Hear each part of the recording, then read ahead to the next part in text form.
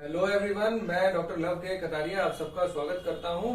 और इस वीडियो में हम लोग बात करने वाले हैं दो पॉइंट्स की, स्टमक 39 एंड स्टमक 40। दोनों ही बड़े इंपॉर्टेंट पॉइंट हैं, तो चलिए एक एक करके दोनों पॉइंट्स को देख लेते हैं। तो पहला जो पॉइंट है वो है स्टमक 39, जिसका नाम है शियाजुजू। इसका मतलब होता है लोअर ग्रेट एम्प्टीनेस। तो जैसे हमने पिछले वीडियो में देखा था, ये अपर ग्रेट वर्ड इसका नाम है स्टमक 37 का। तो इसका जो यहाँ पे एक डिप्रेशन मिलता है शिन के पास में, उसी तरीके से ये स्टमक 39 भी बड़ा इंपॉर्टेंट पॉइंट है और यहाँ पे भी एक डिप्रेशन सा मिलता है और इसको लोअर ग्रेट एम्प्टीनेस इसीलिए नाम दिया गया है due to its anatomical location. तो अब जैसे स्टमक 37 एक सिग्निफिकेंट पॉइंट है क्योंकि ये लोअर हीसी पॉइंट था लार्ज इंटेस्टाइन के लिए, उसी तरीके से ये लोअर हीसी पॉइंट ऑफ स्मॉल इंटेस्टाइन है। और लोअर इसीलिए है क्योंकि जो अपर हीसी पॉइंट है, जो इसके अपने चैनल पे जो पॉइंट पड़ते हैं हीसी पॉइंट, उनका स्मॉल इंटेस्टाइन पे कोई बहुत ज्यादा सिग्निफिकेंट रोल नहीं है, लेकिन इस पॉइंट का डायरेक्टली स्मॉल इंटेस्टाइन पे रोल है, बहुत डायरेक्टली इफेक्ट करता है। इसलिए ये पॉइंट ज्यादा सिग्निफिकेंट है for all the actions of small intestine.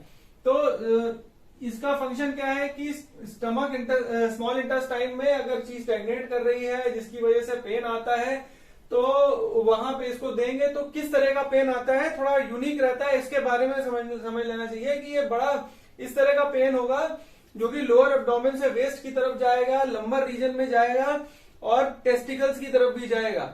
तो इस तरीके का अगर पेन आ रहा है टिपिकल सा, तो आप समझ लीजिए स्मॉल इंटेस्टाइन में कहीं कुछ प्रॉब्लम आ रही है, उसके लिए पॉइंट यूज करना चाहिए। इसके अलावा जो ये यूज करते हैं, अगर स्मॉल इंटेस्टाइन बहुत वीक है, डेफिशिएंसी है, डेफिशिएंसी की वजह से कोल्डनेस आ गई है, उसकी वजह से भी क्या होगा, जो क्योंकि डेफिशिएंट पेन होगा तो ये डल पेन होगा और डल पेन होने की वजह से ये लगातार बना रहेगा और साथ में पेशेंट को डायरिया भी होगा। तो साथ में इसको हो सकता है इस तरह के पेशेंट को स्प्लीन की भी डिफिशियंसी रहे। तो उस केस में पेशेंट को अगर हम गर्माहट देंगे पेट पे तो उसको अच्छा लगेगा, या प्रेशर करने पे भी उसको अच्छा लगता है। तो उस तरह के केस में भी ये इंडिकेटेड है। इसके अलावा अगर डायरिया डैम्प हीट, यानी डैम्प हीट बेसिकली एक इन्फेक्शन आप समझ लें कि अगर डैम्प हीट की वजह से हो रहा है तो भी इसको देंगे। जैसे ब्लड स्टूल में आ रहा है या पस स्टूल में आ रहा है, तो उस केस में भी ये इंडिकेटेड है। साथ ही साथ ये स्टमक से हीट को भी हटाता है और हम अभी आगे चल के और बहुत से पॉइंट्स देखेंगे जो स्टमक से या स्टमक चैनल से हीट को क्लियर करते हैं। तो ये बड़ा कॉमन फंक्शन है। लेकिन जैसे हम लोग ने पिछले वीडियो में बात की थी कि चार बड़े इंपॉर्टेंट पॉइंट है, स्टमक 30, 36, 37 और 39। ये मेजर पॉइंट है जो कि स्टमक से हीट को ड्रेन करने के लिए यूज में आते हैं। तो ये स्टमक से तो निकाल ही रहा है, इसके साथ अगर स्टमक चैनल में अगर कहीं पे हीट अगर आ रही है और उसके सिम्टम्स आ रहे हैं तो ये वहां पे भी काम करेगा। तो स्टमक चैनल ब्रेस्ट से पास होता है, तो ब्रेस्ट में अगर किसी तरह का एब्सेस या कोई स्वेलिंग वगैरह या पेन वगैरह है तो वहां में भी दे सकते हैं, या ड्राई लिप्स है वहां पे भी दे सकते हैं, और थ्रोट पेनफुल ऑब्स्ट्रक्शन क्योंकि थ्रोट से पास होता है और गले में अजीब सा एक दर्द सा लगता है, तो उस केस में फंसा या दर्द होना, उस केस में भी इसको हम लोग देते हैं। इसके साथ जैसे बाकी हम लोग ने पॉइंट देखे थे स्टमक 37, 36 और बाकी जो और पॉइंट देखे थे वो लोअर लिम्ब पे बहुत अच्छा काम करते हैं। तो ये लोअर लेग पे एज अ लोकल पॉइंट ये दिया जा सकता है। तो स्टमक 37 को याद रखिए, लोअर हीसी पॉइंट है वो लार्ज इंटेस्टाइन का, और ये स्मॉल इंटेस्टाइन का 39 जो है स्टमक 39, ये लोअर हीसी पॉइंट है। बहुत इंपॉर्टेंट रोल है in case of all the digestive disorders.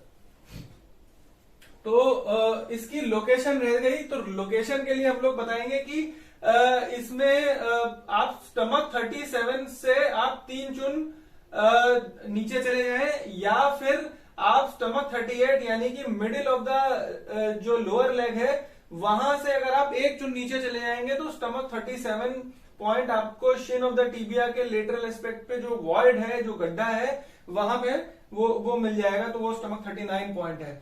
इसके बाद जो नेक्स्ट पॉइंट है वो है स्टमक 40, जिसका नाम है फेंग लॉन्ग। अब ये अपने आप में बड़ा इंपॉर्टेंट है क्योंकि ये लुओ कनेक्टिंग पॉइंट है। लुओ कनेक्टिंग मतलब ये पर्टिकुलर पॉइंट स्प्लीन चैनल से डायरेक्टली इसको कनेक्ट करेगा, तो इसलिए इसका रोल बहुत ही बड़ा है। सिर्फ इसलिए क्योंकि ये फ्लेगम को रिजॉल्व करता है बॉडी में कहीं भी। चलिए इसका नाम देख लेते हैं क्या है। इसका नाम का मतलब होता है अबंडेंट बल्ज। तो अबंडेंट बल्ज इसलिए है क्योंकि यहाँ पे जो मसल है वो एक अलग सा एक बल्ज सा दिखाती है, इसलिए उसका नाम है। तो जैसा मैं बात कर रहा था कि ये जो है ये फ्लेगम को पूरी बॉडी में कहीं भी किसी तरह का फ्लेगम है उसको रिजॉल्व करेगी। अब फ्लेगम बनने के बहुत सारे कारण हैं, लेकिन जो सबसे कॉमन रीजन है वो है स्प्लीन की वीकनेस। और चूंकि आप देख रहे हैं कि ये लुओ कनेक्टिंग पॉइंट है जो कि स्प्लीन को डायरेक्टली इन्फ्लुएंस कर रहा है, तो ये पॉइंट डायरेक्टली स्प्लीन के ऊपर भी काम करता है और वो उसके कारण अगर फ्लेगम बन रहा है तो वहां पे सबसे अच्छा रोल है। तो फ्लेगम जो है अब कहां कहां प्रॉब्लम कर सकता है और कहां कहां हम इसको यूज कर सकते हैं।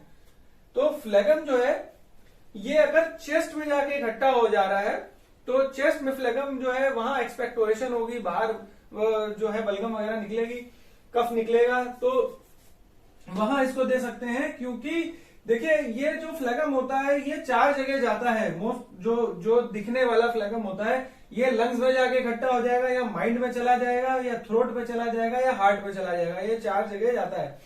तो अगर चेस्ट पे गया, लंग्स में गया तो एक्सपेक्टोरेशन हो जाएगी, या फिर ये लम्प्स के फॉर्म में अगर इकट्ठा हो रहा है तो लम्प्स के फॉर्म में या तो ये थायराइड में इकट्ठा हो जाएगा या स्किन के नीचे इकट्ठा हो जाएगा जैसे कि लाइपोमा के केसेस में होता है, या यूट्रस में चला जाएगा तो ये लम्प्स, यूट्राइन लम्प्स, फाइब्रॉइड वगैरह बना देगा। इसके अलावा जो ये होती है नॉन सब्सटेंशियल फ्लेगम होता है जिसका कोई फॉर्म नहीं होता लेकिन फिर भी वो फ्लेगम ही होता है, तो वो सटलर लेवल पे होता है। तो वो जैसे माइंड में मिस्टिंग क्रिएट कर देगा, माइंड को क्लैरिटी नहीं आने देगा और उसकी वजह से डिजीनेस या मजीनेस हेड में हो जाएगी। तो हेड में भी देखिए ये काम कर रहा है। इसी तरह अगर ये थ्रोट में फ्लेगम फंस जाता है तो थ्रोट पेनफुल ऑब्स्ट्रक्शन के साथ साथ ये वहां पे एक तरह का अजीब सी एक सेंसेशन, प्लम पिट ची बोलते हैं उसको, उसमें क्या है पेशेंट को लगेगा कि थ्रोट में कुछ फंसा हुआ है, तो वो प्लम पिट ची है बेसिकली। तो उस केस में भी हम लोग देते हैं, अजीब सी उसको कफ फंसी हुई सी पता लगती रहती है। तो ये फ्लेगम को रिजॉल्व करने का मास्टर पॉइंट है। कहीं भी फ्लेगम किसी भी कारण से ये पॉइंट जरूर यूज करना चाहिए। इसके साथ साथ देखिए ये फ्लेगम के कारण जो चेस्ट में दिक्कत आ रही है वहां तो काम कर ही रहा है, लेकिन चेस्ट को डायरेक्टली भी एक्ट कर रहा है जिससे कि ब्रीदिंग में बहुत आराम मिलता है। तो ये अस्थमा में या चेस्ट पेन है या चेस्ट में ऑपरेशन है, इस तरह की चेस्ट से रिलेटेड कोई इश्यूज है वहां पे भी इसको दिया जाता है। इसके साथ साथ ये माइंड पे भी काम करता है, तो माइंड को काम डाउन, शांत कर देता है। तो एंजाइटी के केसेस में, फियर्स या फोबिया जिसमें आदमी पेशेंट बड़ा टेंशन में रहता है, हमेशा घबराया हुआ सा रहता है, वहां पे भी बहुत अच्छा इसका रोल है। और अगर माइंड में अगर रिबेलियस ची की वजह से कोई दिक्कत है तो भी ये बहुत अच्छा काम करेगा। तो ये दोनों जगह बहुत अच्छा काम कर रहा है। जैसे मैं रिबेलियस ची की बात कर रहा हूं तो अगर ये रिबेलियस ची को एक तो सबड्यू भी करता है, शांत करता है, इसके चाहे वो स्टमक की वजह से हो चाहे लंग्स की वजह से हो। और ये रिबेलियस ची की वजह से अगर यहाँ स्टमक के आसपास कहीं आपको नॉट सी बनती हुई लगे, यहाँ पे बिल्कुल टाइटनेस ही लगे, तो क्या सिम्टम आएंगे कि tightness in epigastrium, feeling of not in the stomach या बटरफ्लाईज इन द स्टमक, इस तरह की कोई भी अगर इश्यू वगैरह आ रहा है तो यहाँ पे ये पॉइंट बहुत अच्छे से यूज किया जा सकता है। तो इसकी जो लोकेशन है वो क्या है, स्टमक 38 से लगभग दो फिंगर के डिस्टेंस पे, यानी कि 1.5 चुन 1.5 चुन के डिस्टेंस पे आपको स्टमक 40 मिल जाएगा। तो ये इंपॉर्टेंट पॉइंट है दोनों। आज के लिए इतना ही। Thanks for watching.